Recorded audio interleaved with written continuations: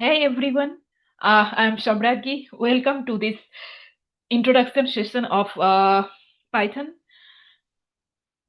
So in this video, I will introduce you about numbers, operators, data types, and strings. Now we all know that Python has huge applications in various aspects, right? It has great applications on machine learning, data science, artificial intelligence, web development, and game development. So it is very important to know about Python. So as today is the first day about this whole session, so today I will discuss about some basics. Okay, so basically I will discuss about numbers, then operators, then data types, and then strings. Now, okay, so here you can see that Python basically follows the RAPL structure.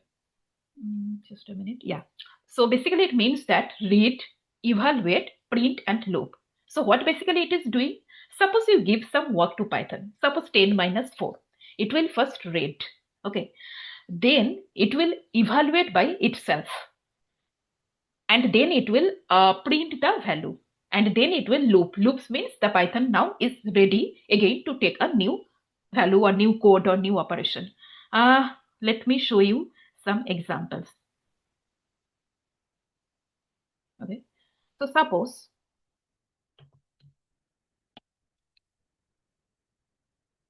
ten minus 9. If I run this, what will happen? You can see that Python is evaluating. So first it read 10 minus 9, then it evaluate 10 minus 9, the calculation, then it print the value, that is 1. This way Python will work. Okay. Now let's move on to the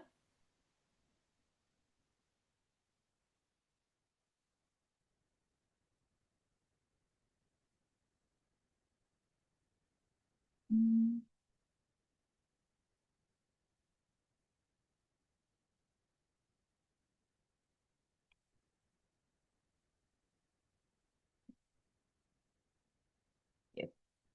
Now here you can see the arithmetic operations. Okay, so basically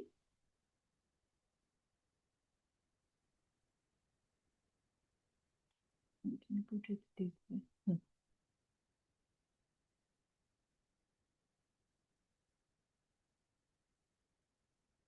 Yes, so there are these arithmetic operations: addition, subtraction, multiplication, division, floor division, modulus, exponential.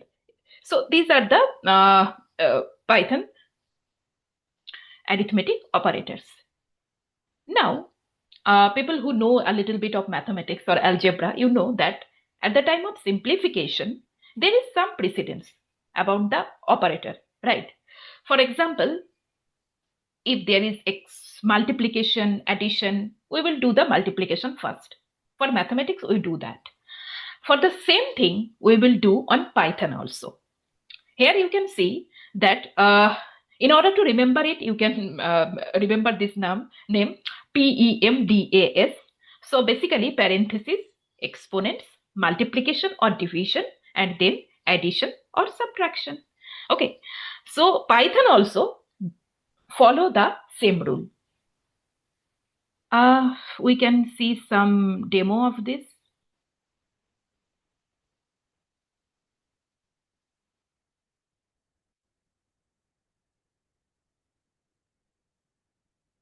Okay.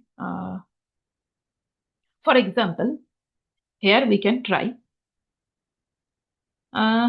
Suppose 5 plus 6 into 2. If you calculate the value, you can see that this is 17. Now, there can be another possibility. 5 plus 6 first, that is 6 plus 5 equals to 11. 11 times 2, that is 22. But here you can see Python is not doing that. It is also following that order. So initially 6 times 2, because multiplication. So basically here you can see two operations are there. One is multiplication, another one is addition. Python first do the multiplication. 6 times 2, that is 12. Then it will add it with 5. That is 12 plus 5, 17. So basically that order it is following, right? First multiplication, then addition here, and the whole order is like parenthesis, E for exponential, M for multiplication or division on the same, and then addition or subtraction. Okay, so this is basically the order that Python is following. Now, yes, data types. Here you can see that, so basically in Python, there are three types of data. First is integer data type. We can see integer data type, then floating data types, then other examples as well. So integer represents the whole number. Okay. Also, there is another interesting thing. This is actually very good for Python, that there is no separate long integers in Python 3. Okay. Now, integer represents whole numbers. Later, we will see that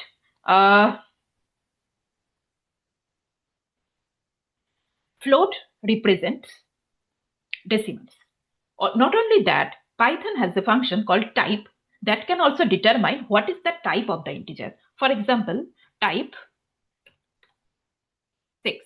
Okay, let's see what is the type. See, type 6 is integer. Okay, let me show you another example. Type 6.8. Here you can see type 6.8 is a float number. Okay, so that is the very interesting thing in Python. That Python can also tell you what is the type of the integer or float. Float means, see, here you can see that float 6.8 means there is a decimal point. 6.8 is not a whole number. 6 is whole, 9 is whole, but 6.8, that is a decimal.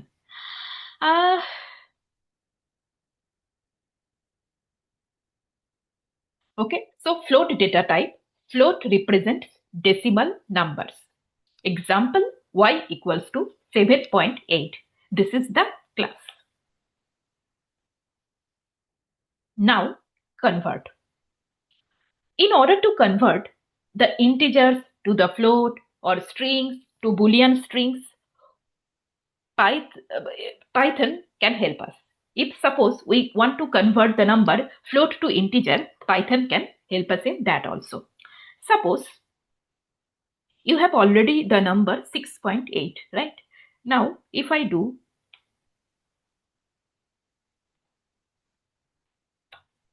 int,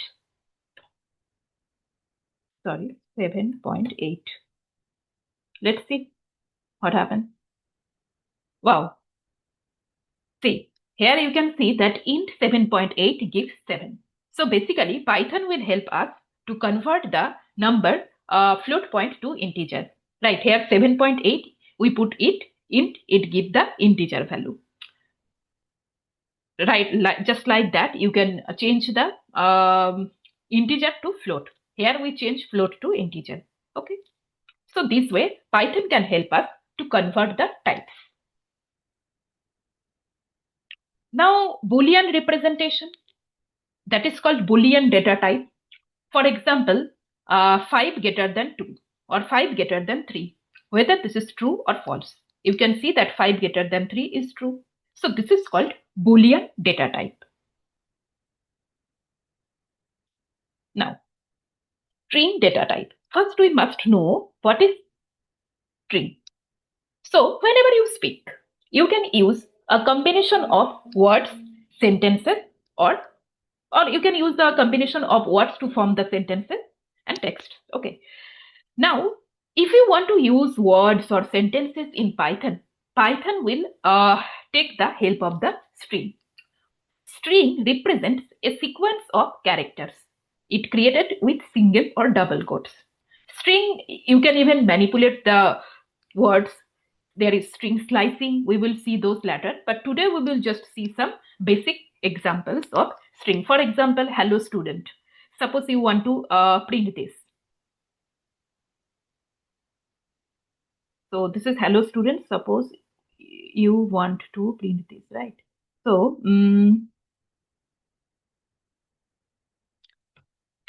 print hello student. You can see. So this way you can print. Here is another example that converting the sum into two floats into integer. Here you can see I have taken two sums. The sum is 7.9 and the moment I use int, it basically became 7. Okay. Here is also another example of hello students. So basically this is a string. Another thing that you can do in string, see here, dream \n, eat \n, and sleep. So basically for string, putting this symbol \n, you can take it to the next line. See, dream, eat, and sleep. All of them are on next line. Okay, that is an important thing in string. Now, variables. What is variables? Well, variables are things that they just store the values. Okay, and so that we can reuse them later. Suppose your favorite color is pink and you want to print this number 5 times, not 1 time, not 2 times. You want to print this number 5 times. So you can write pink, pink, pink, pink. But if you want to write it about 100 times, and what if you want to use it later? So for this, variables is used. What variables will do? You can write this number multiple times, and in addition to that, the variable will also help you to reuse the codes. For example, let me give you an example.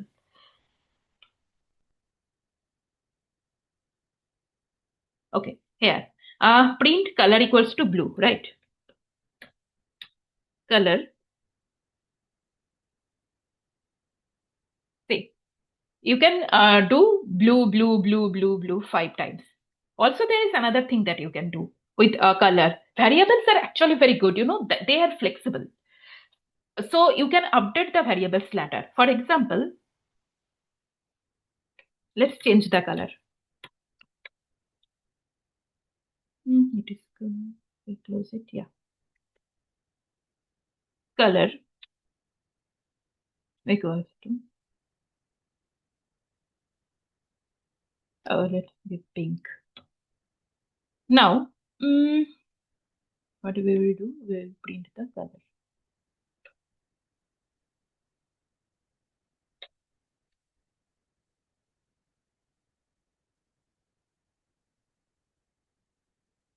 See, first the color was blue, then we update. We take the color equals to pink. Now the color is updated. So that's the best thing of variable. The best thing of variable is that you can update the colors. Okay.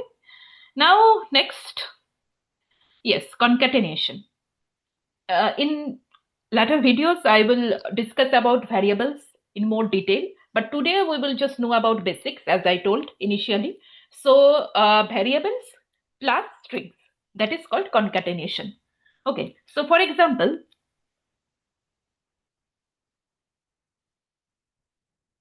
name equals to, suppose,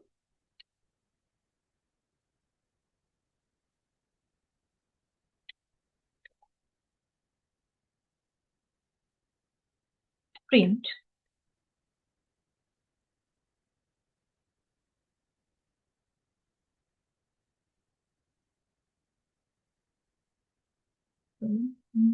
print, yes, hello, there should be some space, okay, then plus name. Now let's see what is happening. See, hello Dia. There I get some space so that this space came. If there is no space, you can check it. Then it did not look good, right? So that's why I have given some space. Remember it. So this is hello Dia. So this is concatenation. So there is one variable name plus hello. That is called concatenation. And if we add them, you can see the result. So that is concatenation. Okay. So this is variables plus strings. So that's it for today. So what we learned? First, we see that Python works like a calculator: read, evaluate, print, loop. 4 things. Then Operators follow PEMDAS. Just remember this: parenthesis, exponential, multiplication or division, addition or subtraction. Int for whole numbers, float for decimal. We can change the type. Type conversion from int to float, float to int. And Boolean for logic. And also we saw that strings and variables, and strings for text, sentences or words. And we saw that how to concatenate them. Okay, next video I will try to explain some thing related to variables in more detail. Okay, thank you so much. If you like the video, please don't forget to like, share and subscribe. Thank you. Bye bye.